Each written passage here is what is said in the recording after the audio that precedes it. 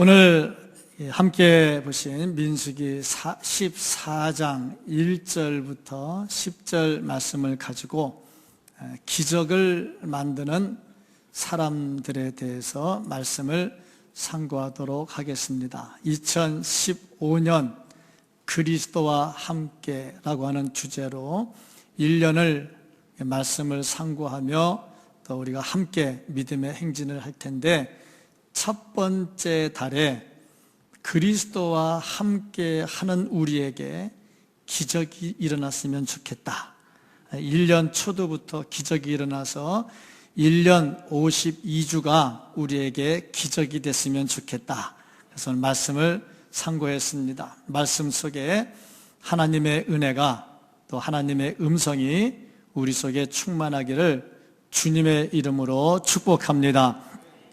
역사학자인 아놀드 토인비라고 하는 사람이 역사의 연구라고 하는 책에서 역사를 주도해 가는 사람들이 누구냐 하는 것을 기록을 했어요. 거기서 아놀드 토인비가 강조한 게 뭐냐면, 창조적 소수에 의해서 역사는 움직여진다. 60억, 65억 인구가 있지만 이 인구가 역사를 만들어가지 않습니다. 거기에 극소수가 역사를 만들어가는데, 그 극소수는 단순한 극소수가 아니라 창조적 소수라, 창조적 관점을 가지고 있는 소수에 의해서 세계 역사는 움직여진다 하는 주장을 했습니다. 저는 이 말을 근거로 해서 하고 싶은 게 뭐냐면, 기적은 누구에게 일어나느냐? 모두에게 일어나지 않는다. 그러면 기적은 누구에게 일어나느냐? 창조적 소수에게 일어난다. 그러면 나는 뭐냐? 기적을 구경하는 구경꾼이냐? 아니면 이 기적을 일으키는, 기적을 만드는 창조적 소수에 들어갈 것이냐? 부디 원하기는 2015년은 기적을 만드는 창조적 소수에 가담해서 기적을 체험하는 은혜가 있기를 주님의 이름으로 축복합니다. 성경을 보면 많은 기적들이 일어나는데, 이 기적은 모든 사람에게 동일하게 일어나지를 않았습니다. 기적을 일으키는 사람들이 극소수였다. 오늘 말씀은 이스라엘 백성들이 가나안 땅을 정탐하는 데 있어서 12명의 정탐꾼을 뽑습니다. 각 지파에서 한 명씩 12명을 뽑는데, 그 12명 중에 10명은 가나안 땅을 정탐하고 왔지만 가나안 땅에 들어가지 못하고 죽고 맙니다. 단 여호수아와 갈렙 두 사람만이 가나안 정복의 기적에 동참을 합니다. 이걸 보면 정말 많은 사람이라고 다 체험하는 것이 아니라, 기적을 만들고 기적을 체험하는 사람은 극소수라 하는 것을 볼 수가 있습니다. 고린도전서 10장 5절 말씀을 보면은, 그러나 그들의 다수를 하나님이 기뻐하지 아니하셨으므로 그들이 광야에서 멸망을 받았느니라. 아무리 많은 수가 있어도 하나님의 기적을 체험하는 것은 아니고, 하나님은 숫자가 많으냐 적으냐 그것을 그렇게 중요하게 여기지 않는다 하는 겁니다. 사사기 7장을 보면은 기드온이 300용사로 미디안을 물리칩니다. 그때 기드온에게 몰려온 병사가 32,000명이었습니다. 그 32,000명을 가지고 전쟁을 해도 미디안의 숫자에는 미치지 못합니다. 그럼에도 불구하고 그들 다 돌려보내고 300명만 가지고 대역사를 이룹니다. 이것은 무엇을 말하느냐면, 하나님의 기적을 체험하고 기적을 일으키는 데는 숫자가 그렇게 중요하지 않다 하는 겁니다. 고린도전서 10장 11절 말씀을 보면 그들에게 일어난 이런 일은 본보기가 되고 또한 말세를 만난 우리를 깨우치기 위하여 기록되었느니라. 이 모든 말씀들을 다 보니까 우리에게 본보기가 되기 위해서 그 모든 것들을 기록해 놓았다 그랬어요. 그러니까 숫자의 많고 적음이 아니라 하나님께서 역사하시는 것은 하나님을 믿고 의지하고 따라가는 창조적 소수에 의해서 하나님은 기적을 일으키기도 하고 그들을 들어 쓰신다는 겁니다. 그러니까 우리가 하나님의 놀라운 기적을 체험하려면 어떻게 해야 되느냐? 많은 숫자 속에 들어가면 안 되고 그 중에서도 창조적 소수에 내가 들어가야 기적을 만들 수가 있고 기적을 체험할 수가 있습니다. 기적이라고 하는 단어를 들을 때 그거는 목사님이나 하는 거고 그거는 특별히 은사 받은 사람만 하는 거다 하고 말해버리면 나는 그냥 무리 속에 들어가 버리고 마는 거예요. 그런데 내가 그 기적의 주인공이 될 수가 있다. 나는 그 창조적 소수에 들어갈 수 있다. 확신을 가지고 그 안에 들어가면 나도 기적을 체험할 수가 있고 기적을 만들어낼 수가 있습니다. 그런 의미에서 이번 1년 동안에 우리가 해야 될 일이 뭐냐? 기적에 동참해야 되겠다. 그러려면 어떻게 해야 될까? 이사야 선지자가 말씀했던 것처럼 내가 여기 있나이다 하고 대답하는 것처럼 하나님께서 놀라운 기적을 일으키고자 하실 때에 내 스스로 대답하기를 내가 여기 있나이다. 나를 사용하옵소서. 그렇게 할 때 나에게도 기적은 일어난다 하는 겁니다. 요한계시록 3장에 기록되어 있는 것처럼 4대 교회, 살았다 하나 실상은 죽은 교회로다. 이런 교회는 기적이 일어나지 않습니다. 살아 있어야 기적은 일어납니다. 내가 살아 있고 창조적 소수가 되어야 나를 통해서 하나님의 기적은 일어납니다. 나도 기적을 만들 수가 있습니다. 이런 은혜가 우리 모두에게 있기를 주님의 이름으로 축복합니다. 그러면 누가 창조적 소수가 돼서 누가 이 기적을 만드는 사람이 될 수가 있을까? 오늘 봉독해 드린 말씀을 통해서 몇 가지를 볼 수가 있는데 그 첫 번째 비결이 뭐냐면 비전을 가지고 있어야 된다는 겁니다. 처음부터 나에게는 이런 일 일어나지 않아 하고 포기해버리면 기적은 일어나지 않습니다. 항상 기적은 누구를 통해서 일어나느냐 하면 비전을 가진 사람을 통해서 일어납니다. 비전을 가진 사람은 분명한 목표가 있어요. 그리고 그 목표를 향해서 열정을 쏟아냅니다. 우리가 잘 알고 있는 요셉, 형들의 미움을 받아가지고 애굽의 종으로 팔려갔습니다. 그러나 요셉에게는 비전이 있었어요. 그 비전이 뭐냐? 하나님께서 주신 꿈, 밤에 자다가 꿈을 꿨는데 자기를 지도자로 세워준다는 꿈을 꿨어요. 그 꿈이 요셉에게는 비전이 된 겁니다. 나는 지도자가 될 거다. 그 비전을 가지고 있으니까 종으로 팔려가도 종으로 있다가 감옥에 들어가도 흔들리질 않고 결국에 총리가 되고 기적을 창출해냅니다. 다 어디서 나오느냐? 비전에서 나오더라 이 말입니다. 하나님의 사람 모세는 어떻습니까?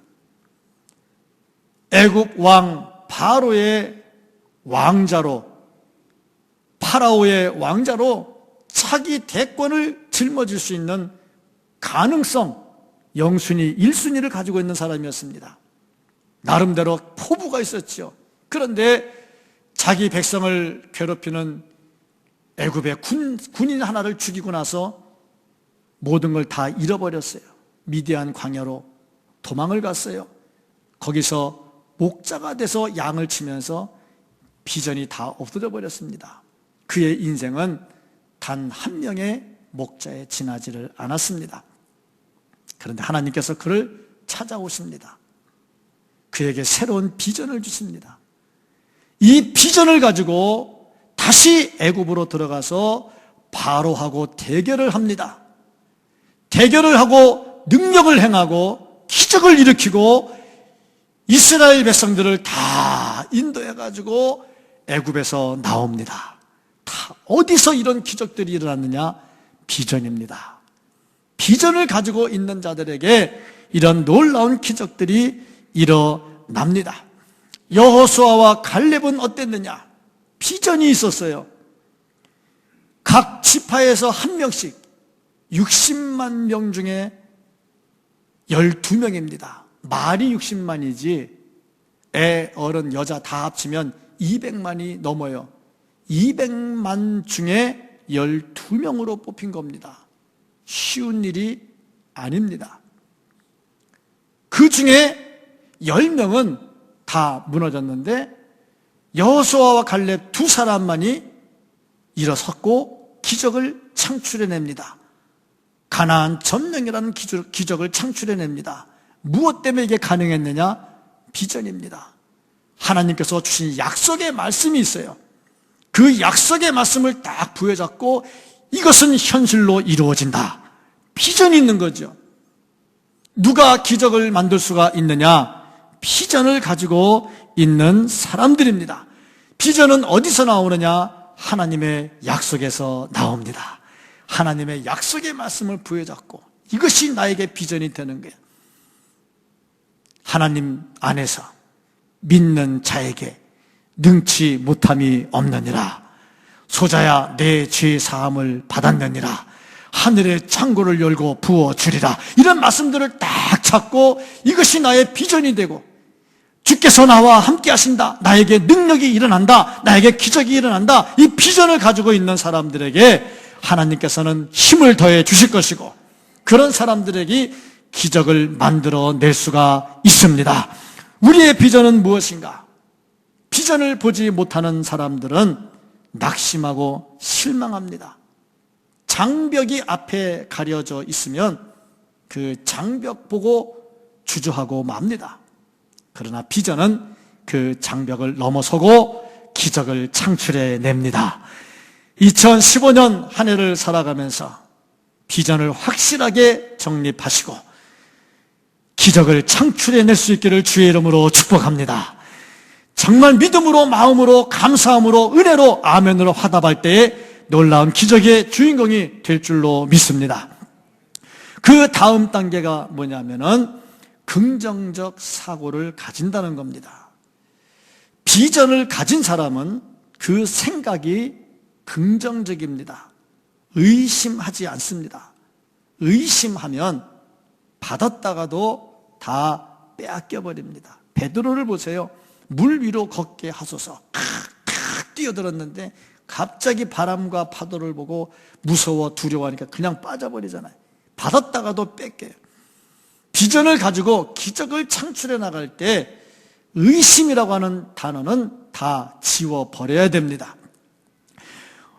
오늘 말씀을 보면 여호수아와 갈렙은 긍정적인 생각을 가지고 있었습니다. 7절, 8절 말씀을 보면 이스라엘 자손의 온 회중에게 말하여 이르되 우리가 두루다니며 정탐한 땅은 심히 아름다운 땅이라. 여호와께서 우리를 기뻐하시면 우리를 그 땅으로 인도하여 들이시고 그 땅을 우리에게 주시리라. 이는 과연 젖과 꿀이 흐르는 땅이니라. 보니까 10명의 정탐꾼은 거기 가면 죽는다 했는데 이 사람들은 뭐라고 말했냐면 참 아름다운 땅이다.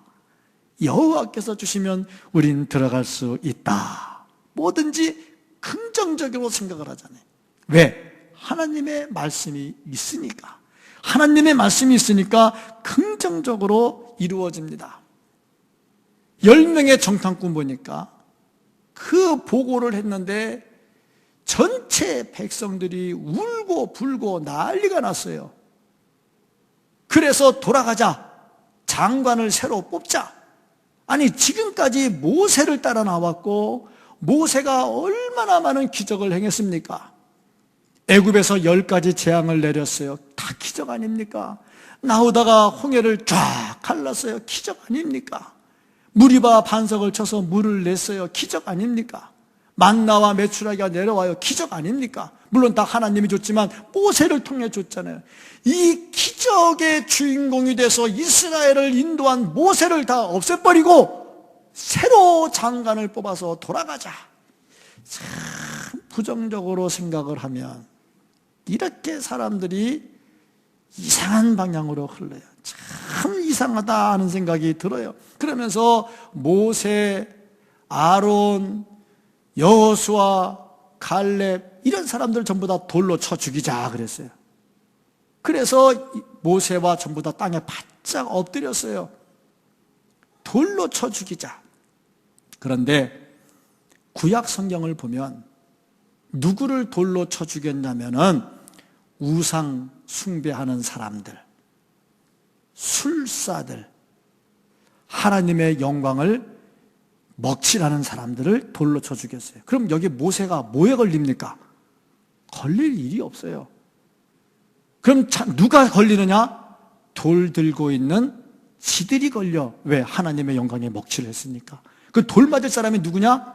자기가 다 돌 맞을 사람들이지. 근데 지들이 돌 맞을 사람들인데 지들이 돌을 들고 모세, 여호수아, 갈렙을 죽이려고 한단 말이죠. 참 이게 비전이 없는 사람의 모습이고 부정적 사고를 가진 사람의 모습입니다. 이 상황 속에서도 여호수아와 갈렙은 긍정적인 생각을 합니다. 영적인 눈을 가지고 하나님께 기도하고 엎드리지요. 5절 말씀을 보면 모세와 아론이 이스라엘 자손의 온 회중 앞에 엎드린지라. 이 엎드린 이유가 돌멩이 들었으니까 안 맞으려고 엎드린 것도 있겠죠. 그래, 그게 아닙니다. 하나님께 지금 기도하는 거죠. 하나님의 심판이 내려오면 얘들이 가만히 그냥 있지 않을 텐데 하나님의 심판이 무서운 거죠. 기도하는 거죠.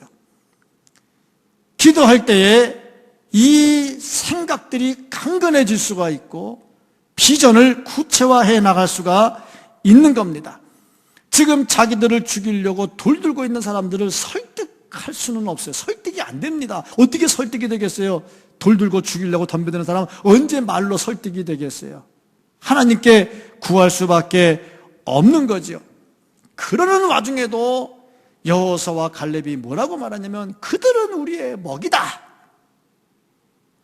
이 참 돌 맞아 죽어도 할 말은 해야 되는 거지. 그들은 우리의 먹이다. 이 긍정적인 생각이 있어요. 누가 기적을 체험하느냐? 이렇게 안 좋은 상황 속에서도 긍정적인 생각을 가지고 하나님의 뜻을 따라가는 사람이 기적을 체험할 수 있습니다. 남들 다 똑같이 할 때, 다 그러니까 나도 안 되겠어. 괜히 내가 유별나다고 이거 했다가 욕먹을 일이 있냐? 그러니까 기적을 체험하지 못하는 거예요. 2015년에 기적을 체험하기 위해서 하나님의 말씀 앞에 고개를 들고 말씀에 아멘하고 세상에 어떤 공격이 온다 할지라도 말씀에 굳게 서기를 축복합니다. 그래야 기적을 체험할 수가 있습니다. 진정한 그리스도인이라면 낙심, 불평, 선동 이런 데 휩싸일 것이 아니라 그 안에서도 하나님의 말씀을 부여잡고 긍정적으로 밀고 나가는 겁니다. 이런 은혜가 있기를 주님의 이름으로 축복합니다. 이 과정에 의심은 다 버려야 됩니다. 의심은 마귀가 가져다 주는 우리를 못되게 하는 것들입니다. 의심 버리고 말씀 안에 확신을 가지시기를 축복합니다. 그 다음 단계가 뭐냐? 오늘 말씀을 보니까 하나님이 함께 하심을 믿는 겁니다. 9절 말씀에도 보니까 이렇게 기록이 되어 있습니다. 다만 여호와를 거역하지 말라. 또 그 땅 백성을 두려워하지 말라. 그들은 우리의 먹이라. 그들의 보호자는 그들에게서 떠났고 여호와는 우리와 함께 하느니라. 하나님이 함께 하는 거죠. 하나님이 함께 하심을 믿어야 됩니다. 하나님은 정말 소수의 창조적인 사람들, 창조적 소수와 함께 하시는데 하나님께서 함께 하시면 얼마든지 갈 수 있다는 것, 이것을 분명하게 말씀을 하고 있습니다. 하나님이 함께 하는데 뭐가 두렵겠느냐? 다윗도 그거를 믿었습니다. 그래서 시편 3편 5절 6절에 이렇게 말씀했습니다. 내가 누워 자고 깨었으니 여호와께서 나를 붙드심이로다. 천만인이 나를 애워싸 진친다 하여도 나는 두려워하지 아니하리이다. 천만인이 나를 잡으려고 달려들어도 두려워하지 않는 이유가 뭐냐? 여호와 하나님이 함께 하시기 때문이다. 기적은 내가 만드는 게 아닙니다. 내가 뭐가 있다고 기적을 만들겠어요? 기적은 누가 만드느냐? 하나님이 일으켜 주시는 겁니다.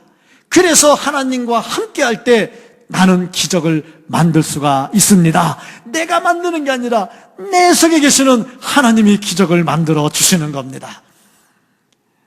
2015년도에 하나님과 함께하는 은혜가 있기를 바랍니다. 요한복음 16장 33절에 이렇게 말씀이 기록됐어요. 이것을 너희에게 이루는 것은 너희로 내 안에서 평안을 누리게 하려 함이라.